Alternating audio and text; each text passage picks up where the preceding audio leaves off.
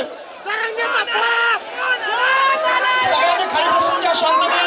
लवकर संपवणार आहे. जरा 10-15 मिनिटं आपण शांततेनं ऐका.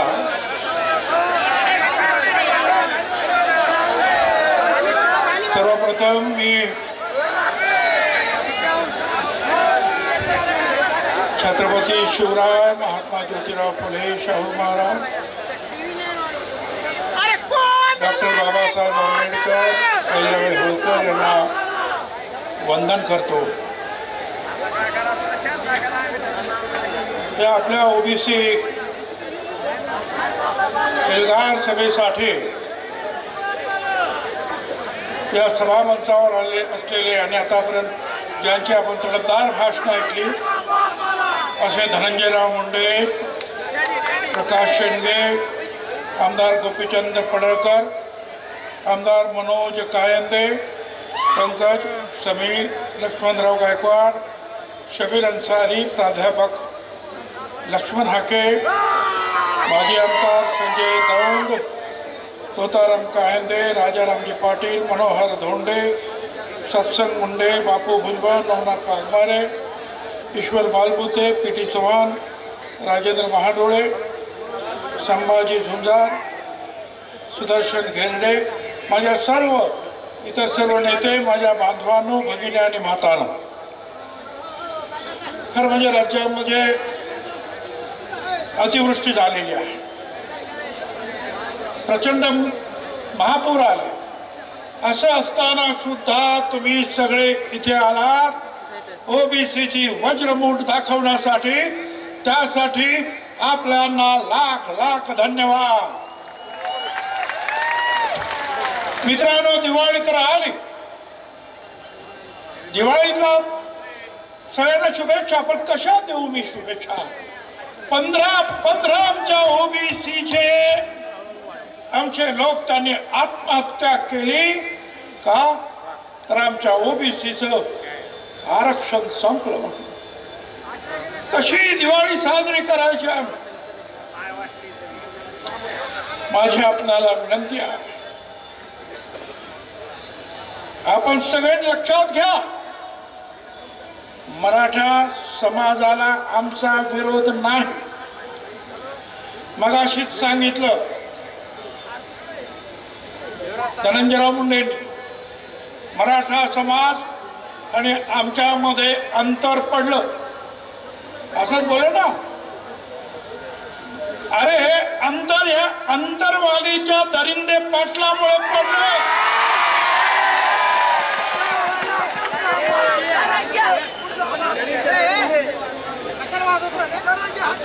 मराठा समाजाला वारंवार आम्ही वेगळ्या आरक्षणासाठी पाठिंबा दिला. मराठा समाजाचे 58 मोर्चे निघाले. गुजरातमध्ये निघाले पाटीदार पटेल, पुढे राजस्थानात गुर्जर, हरियाणामध्ये जाट मोर्चे निघाले की आम्हाला सुद्धा आरक्षण पाहिजे. आणि मग मोदी साहेबांनी EWS आणला आणि सांगितलं की काही घटक जे आहे ते शिक्षणात कदाचित मागे आहे, आर्थिक दृष्टीने मागे आहे, पण सामाजिक दृष्टीने मागे नाही, म्हणून त्यांना रिझर्वेशन मध्ये जागा देता येत नाही. आणि म्हणून हा 10% EWS आणला. मगाशी ज्यांनी सांगितलं आमच्या सगळ्या एका EWS मध्ये 10 मध्ये 8 मराठा समाजाचे लोक निवडून आले होते.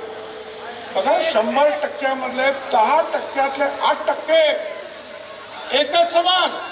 तरी सुद्धा म्हणाले आम्हाला मराठा समाजाला आरक्षण पाहिजे. आणि म्हटलं मग त्या आता 10% आरक्षण दिलं मराठा समाजाला. आता म्हणतात मला ओबीसीच पाहिजे. आणि कोण म्हणतंय? त्याचा काही अभ्यास नाही. त्याला आरक्षण कसं? अरे आरक्षण सामाजिक दृष्ट्या जे मागास आहे त्यांच्यासाठी आरक्षण आहे. आरक्षण गरिबी हटावचा कार्यक्रम नाही. आणि माझ्या सगळ्या तमाम बांधवांना महाराष्ट्रातील मी आपल्या सगळ्यांना सांगू इच्छितो, हिशोब करा. 54% ओबीसी, 374 जाती 54%, 13% दलित बांधव, 7% आदिवासी, 74% झाले, 3% ब्राह्मण, 77% झाले, त्याच्यानंतर मुस्लिम आणि मग जे शिल्लक राहतात ते किती ते मोजा, ते मराठा समाज 60% आम्ही, 50% आम्ही, 5 कोटी मुंबईत आणणार. अरे 5 कोटी आले की 10-15 हजार माणसं आणली आणि सरकारने जरा नरमाईनं घेतलं म्हणून तुमची दादागिरी झाली. जर पोलिसांना सांगितलं असतं ना यांना जरा बरोबर कामाला लावा तर तो 1 रात्र थांबायला पाहिजे होतो. 1 रात्र सगळा रस्ता तर पोलिसांनी मुंबईच्या साफ करून टाकला होता. आणि हे कोण होते हो? मराठा समाजाचे लोक नाहीत, मराठा समाजाला विरोध नाही, हे फक्त त्याचे दारूवाले वाळू चोर यांनी आणलेले लोक, त्या दरिंदे पाटलाने आणलेले त्याचे ते लोक काय है दोष घातला.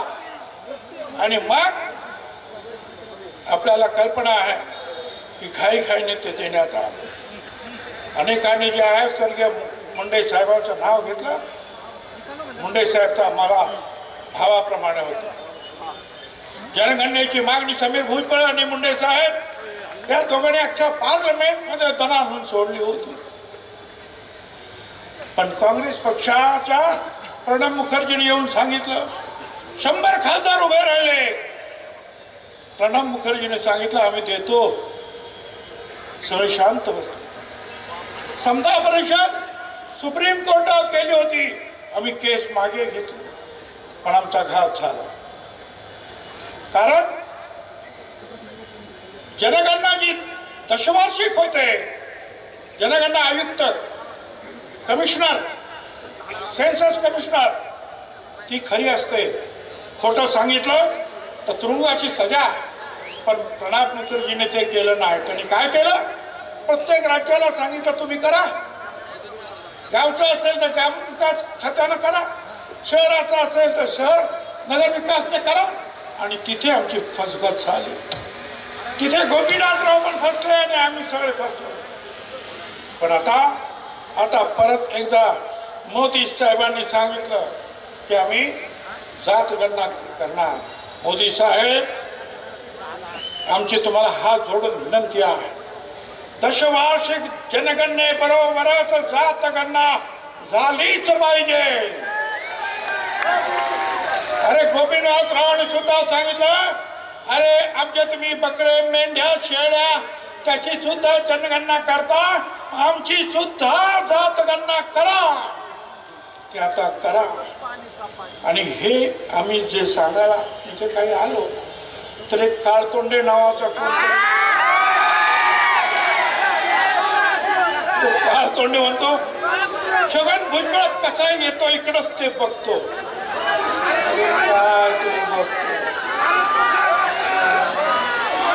काय बघणार आहे? अरे असे खूप झेलून झाले. आणि त्या सगळ्यांना सांगतो उडवाच मान माझी माझा नकार नाही. उडवाच मान माझी माझा नकार नाही. इतकीच शर्त आहे मी वाकणार नाही.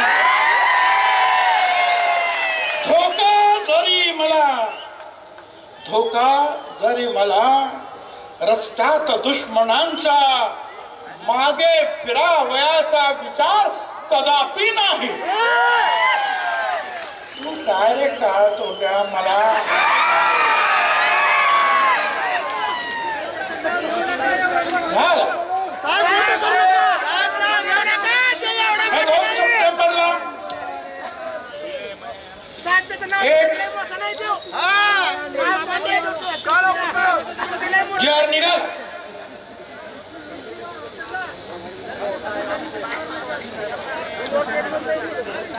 निघाला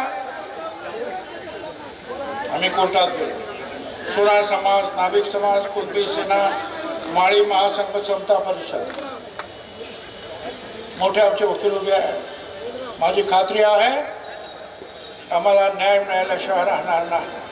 पण आम्ही दुहेरी लढाई लढणार आहोत. एक तर न्यायदेवतेकडे आणि दुसरा जो आहे रस्ता तर आमच्याच बापाचा आहे. लक्षात काय तुम्ही सांगता? मला सांगता तुम्ही येऊ नका. आणि मला जे सांगितलं मला वाटतं हक्काने सांगितलं. तू विखे कसा काय आला? विखे आला आणि सगळ्या महाराष्ट्रामध्ये विखार पसरवून गेला. बरं गेला तर गेला. ते जे काही तुमचं हे आहे ना GR काढला, हा माझ्याकडे बघायचं तर बघून घ्या. हे प्रमाणपत्र आहे जातीचं.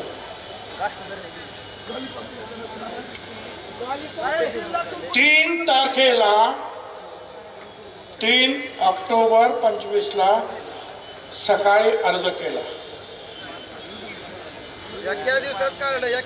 3 ऑक्टोबर 25ला सकाळी अर्ज केला. त्याच दिवशी 3 तारखेला त्याच दिवशी संध्याकाळी जात प्रमाणपत्र मिळालं. अरे 8-10 महिने लागतात. एवढे फास्ट कसे झाले तुमचे अधिकारी?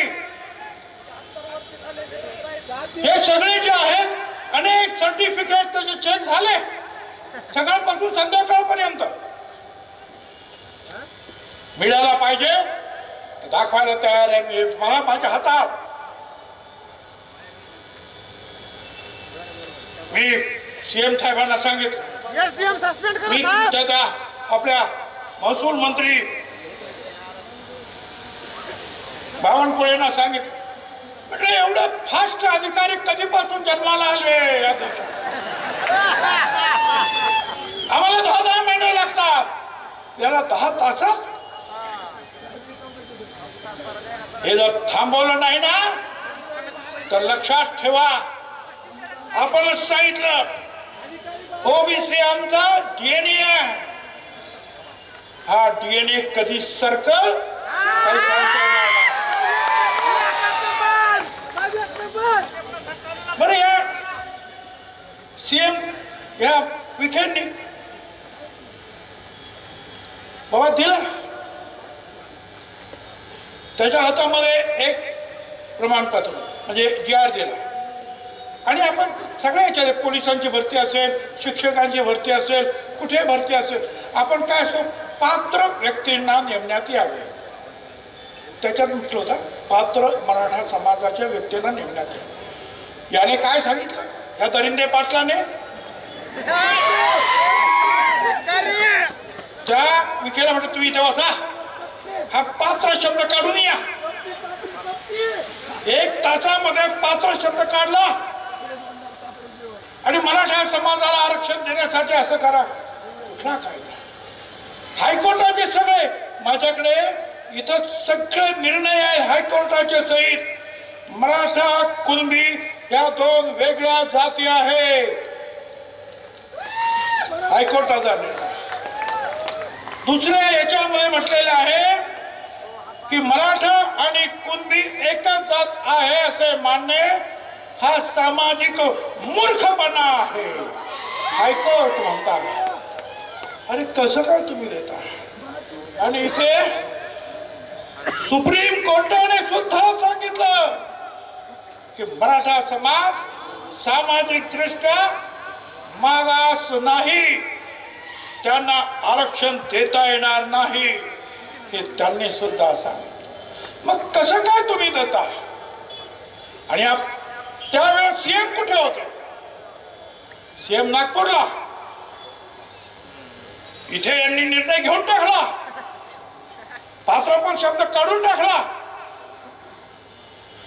CM ना मला सांगायचं सावधान. ही जी मंडळी आहेत ना ही तुमच्या वाईटावर आलेली आहे, तुम्हाला अडचणी निर्माण करणार आहेत.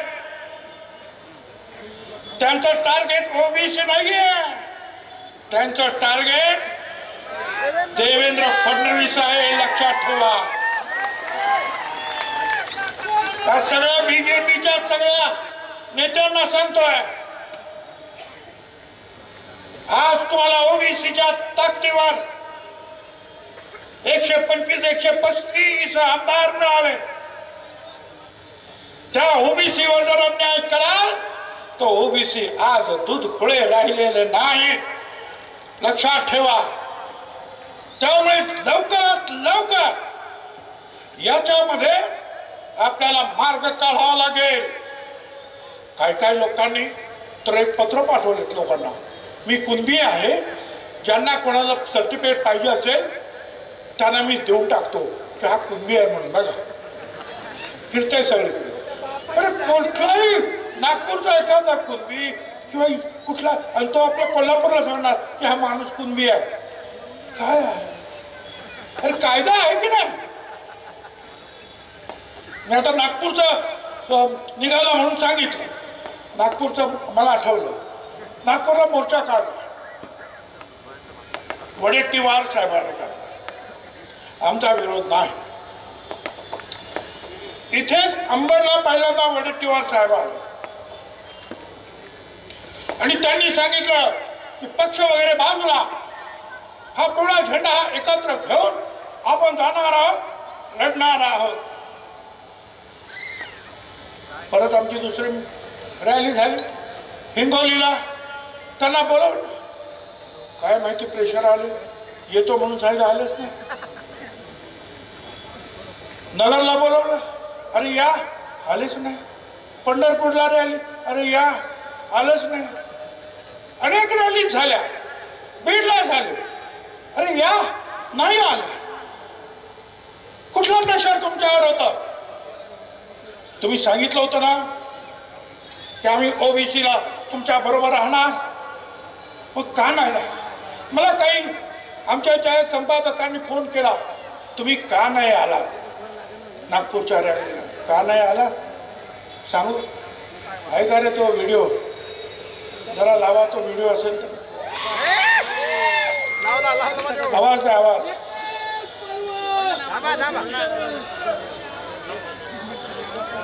अरे आवाज आहे का नाही? जय शिवराय भाऊ. तर काँग्रेसचे आपले वडेट्टीवार काका कशी डबल ढोलकी ते बघायचंय का? बघायचंय? गाण्या लाव रे तो व्हिडिओ. मी आजही नागरिकांनी सांगतो आपल्याला, मला ओबीसीतून या कारण हा निदानच्या वेळेस मराठवाड्यातला कुणबी समाज, मराठा समाज हा ओबीसी होता हे मला माहित आहे. तर मला माहित आहे, पण 2 महिन्यापूर्वी जो मिटिंग घेत होती, 2 महिन्यापूर्वी, 3 महिन्या 4 महिन्याच्या पूर्वी मुख्यमंत्र्यांच्या उपस्थितीमध्ये जी बैठक झाली आणि त्या बैठकीमधला मसुदा काय ठरला, त्याचा क्लिअर काय ठरला, टर्म ऑफ रेफरन्स काय ठरला, की ज्याच वेळेस तुमची मागणी आली की कुणबी म्हणून ओबीसीना, आंदोलन ओबीसीला आरक्षण देण्याची, त्यावेळेसचे दाखले मागितले गेले, त्यावेळेसचे पुरावे मागितले गेले. त्यावेळेस कोणी मागितले? त्यावेळेस कमिशनरला त्याचे अध्यक्ष केलं गेलं, पण ते मिटिंग एकही झाली नाही. 4 महिन्यात एकही मिटिंग झाली नाही, हे आपल्या सगळ्यांना माहित आहे. माझी इच्छा आहे, माझी भूमिका मी मांडण्यासाठी आलो. एक ओबीसीचा नेता म्हणून, विरोधी पक्षाचा नेता म्हणून, एक काँग्रेस कार्यकर्ता म्हणून माझी भूमिका आहे. तुम्हा सगळ्यांना, मराठा सगळ्या समाज, माझ्या विशेष करून या मराठवाड्यातील जे निजामाच्या काळात कुणबी म्हणून होते, तुम्ही घेतला नाही, विदर्भातल्या लोकांनी घेतला, त्याचा आनंद घेतला, त्याचा म्हणजे त्या आरक्षणाचा फायदा घेतला, तुम्ही घेतला नाही.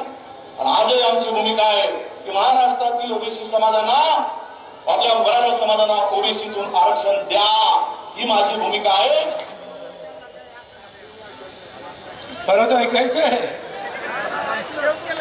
मराठा समाजाला ओबीसीतून आरक्षण द्या म्हणताय. आता याचं काय सांगायचं आहे? हे सगळं जे आहे फिरतंय, सगळं व्हायरल होत आहे. वडेट्टीवार एक एकच मुद्दा घेऊन तुम्ही उभे राहा, आम्ही तुमच्या बरोबर आहे. पण जरांगीच्या तिथे जाऊन एक बोलणार, मराठा समाजाला आरक्षण दिलंच पाहिजे म्हणून. अंबडच्या मिटिंग मध्ये येऊन तुम्ही सांगा आम्ही तुमच्या बरोबर आहोत, नंतर आमच्याकडे आमचा परत पाठ फिरवणार. हे कसं काय शक्य आहे? आणि म्हणून मी त्यांना सांगितलं त्या संपादकांना, बघा हे व्हिडिओ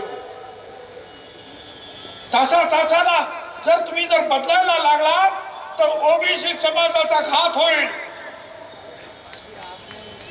तुमचं लक्ष, मी पक्षासाठी काम करत नाही इथे, हे कुणी पक्षासाठी काम करत नाही. आम्ही इथे आम्ही ओबीसी साठी काम करतो.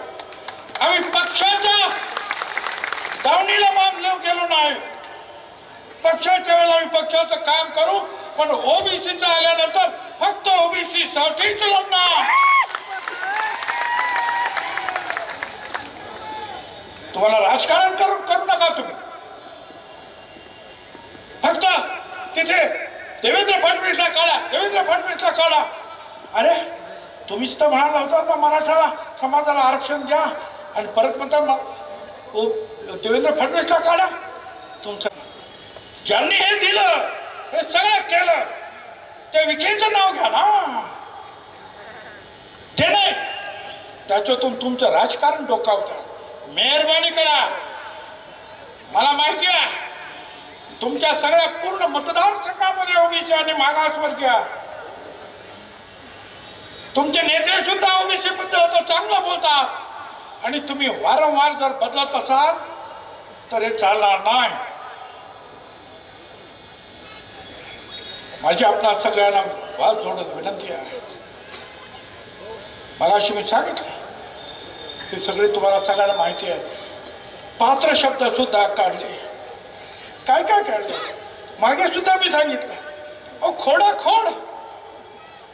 हे अशी, हे सगळं मी दिलं, सगळ्या मुख्यमंत्र्यांना सुद्धा दिलं. हे बघा, हे कसं काय तुम्ही पत्रके देताय? मराठ्याला कू लावतात. कू मराठा कू. अरे काय चाललंय? सगळं खाडाखोड करून हे सगळं थांबवा.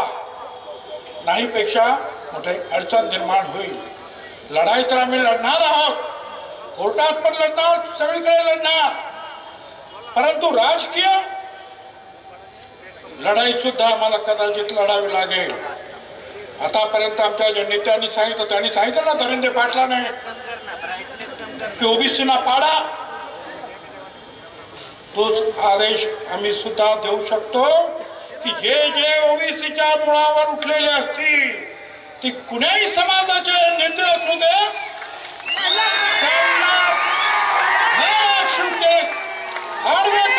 त्यांना आडवे करा. एवढंच निवडणुका आता येतात, लहान निवडणुका येतात, एवढंच करा. दलबर उभा राहिला तर माळी नको, माळी उभा राहिला तर तिथे वंजाळ नको. एका विरुद्ध एक लढा. विजय तुमचा आहे. दलित, आदिवासी, मुस्लिम सगळ्यांना एकत्रित घ्या. विजय तुमचा आहे. जर तुम्ही अशा रीतीने जर लोकांना मार्गदर्शन करत असाल तर आम्हाला सुद्धा ते करताय. एका मोठ्या नेत्यानं मला फोन केला विरोधी पक्षाच्या की आम्ही जरंगीला त्या दरिंदीला भेटायला गेलो तर तुम्ही आमच्यावर टीका करता, आणि तुमचे हे विखे पाटील कारण नसताना परत जातायत, तेव्हा तुम्ही का गप्प बसतात? मला त्यांना सांगायचं, आम्ही त्यांना सुद्धा सोडणार नाही, गप्प बसणार नाही. आणि या बीजेपीच्या नेत्यांना सुद्धा सांगतोय, तुमच्या लोकांना आवडा. तुम्ही आता केलं ना, आम्ही कोर्टात लढू. तुम्ही अशा उलटे सुलटे आदेश दिलेत ना, आम्ही रस्त्यावर लढू, आम्ही निवडणुकीत लढू. नाहीतरी आतापर्यंत तुमच्या पाठ्या उचलल्यात ना रे आम्ही. एक दिवस असं येईल की आमचा हा गोर गरीब ओबीसी भटका हा सुद्धा पालखीत बसेल आणि तुम्हाला सतरंजा उठवायला लावल्याशिवाय हे तुम्ही केलं, हे ओढवून आणलं हे संकट. मराठा समाजातील नेत्यांना मी जेव्हा सांगतो अरे बोलायचं हवं, सगळे एकदम मुख घेऊन बसलेले आहेत. त्याचा अभ्यास नाही, आरक्षण कशासाठी खातात हे माहित नाही. तो सांगतो आणि तुम्ही टाळ्या वाजवता, गप्पा बसता फक्त राजकीय फायद्यासाठी. तुमचा राजकीय फायदा जर त्याच्यात असेल तर राजकीय नुकसान कसं करायचं हे सुद्धा मला माहिती आहे, हे तुम्ही लक्षात ठेवा. आतापर्यंत खूप आम्ही सहन केलं, पण जेव्हा मला कळलं चुप रहकर क्या मिलता है आखिर, चुप रहकर क्या मिलता है आखिर, दिल का दर्द ही बढ़ता है, उठानी पड़ती है आवाज जब पानी सर के ऊपर चढ़ जाता है. आम्ही आतापर्यंत गप्पा बसलो, जाऊ द्या जाऊ द्या. अरे किती गप्पा बसायचे. हा त्यांनी बोललं तर ते चालतंय. मी 374 जातींसाठी बोललो आणि आम्ही बोललो तर आम्ही जातीवादी. अरे आम्ही सांगतो का की तुम्ही बाबा तुमचं वेगळं घ्या, आमच्या आरक्षणाला धक्का लावू नका. आणि हे काय सांगणार, अहो तुमच्या आरक्षणाला कुठे धक्का लागला, धक्का लागला. आज इथे लाखो लोक बसलेले आहेत, जेवढे आत आहेत ना तेवढे बाहेर आहेत. हे तुमचे ड्रोन फिरतायत, दाखवतायत. आता मला सांगा या 1,00,000-2 लाखांमध्ये आणखीन 2 लाख जर इथे टाकले तर आमच्या मानगुटीवर बसतील का नाही. तुम्ही काय सांगणार, तुम्हाला बाहेर नाही काढलं, फक्त तुमच्या मानगुटीवर यांना आणून बसवलं. काय वेडा समजले का रे आम्हाला तुम्ही. अख्खा आयुष्य गेला हे लढण्यामध्ये, आम्हाला मूर्ख समजू नका. एक आवाज जर बंजारा समाजाने दिल्याबरोबर आदिवासी समाज उठला. मला त्याबद्दल असं काय बोलायचं नाही, पण आम्ही मात्र गप्पा बसायचा आहे आणि मराठा समाजाला आमच्या बोकांनी बसून घ्यायचा. कुठला न्याय आला. ईडब्ल्यूएस तुम्ही घेणार, मराठा आरक्षण तुम्ही घेणार, ओबीसी मध्ये तुम्ही घेणार. अरे महाराष्ट्र काही 7-12 दिला का लिहून तुमच्या. छत्रपती शिवाजी महाराजांचा महाराष्ट्र, हे सगळे जे आहेत ना माझ्या मागे बसलेले, यांचेच पूर्वज लढले. अरे बेरड समाजाचा आमचा बहिरजी नाईक होता जीवा म्हणून वाचला शिवा जिजामाता म्हणाला. तो आमचा नाभिक समाज जेव्हा महाराजा शिवा काशीचा ब्राह्मण समाज सुद्धा लढला. बाजी प्रभू देशपांडे, रायबा महाड लढला, मुस्लिम सरदार लढले. आणि आज तुम्ही शिवाजी महाराजांचं नाव घेऊन मगाशी सांगितलं आमच्या राजाराम पाटला, हा आगरी कोळी समाज महाराजांनी पहिला आरमार निर्माण केलं या देशात आणि सागरी सरहद त्याचं रक्षण केलं. ते सगळे आज पराबंद होणार आणि केवळ तुम्ही शिवाजी महाराजांचं नाव घेणार आणि आमच्या लोकांना मारणार, डोकी फोडणार. पोलिसांना माझं सांगणार, प्रत्येक वेळेला मला फोन करावा लागतो, अरे आमच्या लोकांचं डोकं फोडलं, काहीतरी करा, केस घ्या. आणि मग SP म्हणता बरोबर बघतो मी. अरे बघता काय, जर असेच तुम्ही बघत राहिला तर एक दिवशी ना हे असे सगळे जे आहेत हे मधमाशाचं पोहळ जे आहे असंच उठल्याशिवाय राहणार नाही. आणि मग मात्र तुम्हाला बघतो म्हणायची सुद्धा सोय उरणार नाही. एकाला सुद्धा धक्का लागता कामा नये. गावातील सामान्य माणसाचं जरा सुद्धा नुकसान होता कामा नये, जाळपोळ होता कामा नये. ताबडतोब पोलिसांनी कारवाई केली पाहिजे. पोलिसांनी कारवाई करायला लागल्यानंतर काय होतं हे मला माहिती आहे. सांभाळण्याचं डिपार्टमेंट पण बघून सुद्धा जर न बघितल्यासारखं जर केलं तर मी तुम्हाला सांगतो शेकडो हजारोच्या संख्येने ना त्या पोलीस स्टेशनला आमच्या SP च्या ऑफिसला जा, बसा तिथं म्हणा, मारा मला काय मारायचं, पण हा बाबासाहेब आंबेडकरांनी जे संविधान लिहिलं तो न्याय मिळाल्याशिवाय आम्ही राहणार नाही. मी तुम्हाला त्यांना एकच सांगतो, या सगळ्यांना कुछ देर की खामोशी है, या सगळ्यांना सांगतो, त्या दरिंदेला पण सांगतो आणि बाकीच्या कुछ देर की खामोशी है फिर शोर आएगा. तुम्हारा सिर्फ वक्त आया है, तुम्हारा सिर्फ वक्त आया है. हमारा दौर था और वो दौर फिर से आएगा. ध्यान में रखो, ये हमारा दौर है. स्वराज्यापासून आम्ही लढलो आणि आता सुद्धा या गोर गरिबांच्या मागासवर्गीयांच्या हक्कासाठी आज एक वज्रमूठ इथे वळली गेलेली आहे. आमचा धनंजय त्या दिवशी म्हणाला, त्या काय नाव तटकरेना, मला काहीतरी काम द्या. मला कुणीतरी सांगितलं धनंजय असं म्हणाल.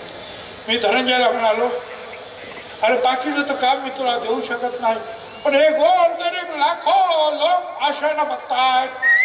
गोपीनाथराव मुंडेंचे तुम्ही वारसदार, हे काम तुम्ही घ्या, हे काम मोठं आहे रे. या खुर्च्या ज्या आहेत ना मंत्रिपदाच्या आमदारकीच्या वळवावरचं पाणी आहे, पण गोपीनाथराव मुंडे साहेब सगळ्यांच्या हृदयात तुम्ही सुद्धा जाऊन बसू शकता. फक्त या गोरगरिबांचे अश्रू पुसण्यासाठी, त्याचं रक्षण करण्यासाठी छातीची ढाल करून पुढे या. तुमच्या पाठीमागे तमाम महाराष्ट्र आल्याशिवाय राहणार. आज सगळा माधव एकत्र झाला आणि त्याच्या पुढे माधव म्हणजे माळी, धनगर, वंजारी. आता परत त्याच्या पुढे आणखी माधव राव लावला. म्हणजे काय काय कोणी सांगितलं आपलं?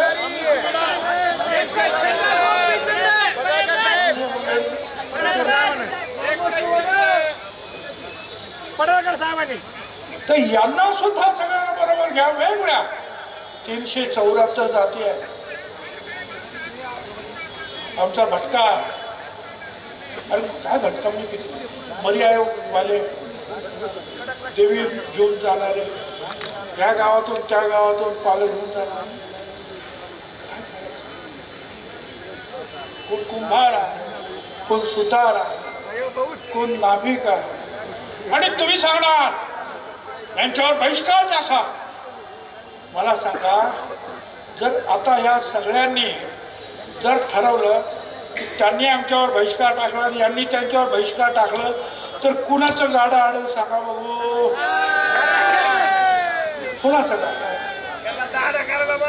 अरे हीच माणसं आहे कष्टकरी, हीच माणसं आहेत या महाराष्ट्राच्या मातीमध्ये काळ्या आईची सेवा करतात, तमाम जनतेची सेवा करणारी हीच माणसं आहे. त्यांच्यावर तुम्ही बहिष्कार टाकणार आणि यांनी जर बहिष्काराची भाषा केली तर किती अडचणीत होईल. म्हणून मी सांगतो, अजूनही सांभाळा. त्या धनंजय पाटलाच्या पाठीमागे मराठा समाज त्यांनी आवाज उठवला पाहिजे की आम्हाला याचं नेतृत्व मान्य नाही. गावागावामध्ये लढाया लावणारा, समाजामध्ये दुश्मनी पसरवणारा हा दरिंदे, याला परत याचा आवाज बंद करण्यासाठी आम्हाला सांगू नका. मराठा समाजानेच हे काम केलं पाहिजे. आणि आपल्याला कल्पना, यशवंतरावांपासून सगळ्यांनी आतापर्यंत जे जे मुख्यमंत्री झाले त्या सगळ्यांनी त्या सगळ्यांना जवळ घेऊन राज्य केलं.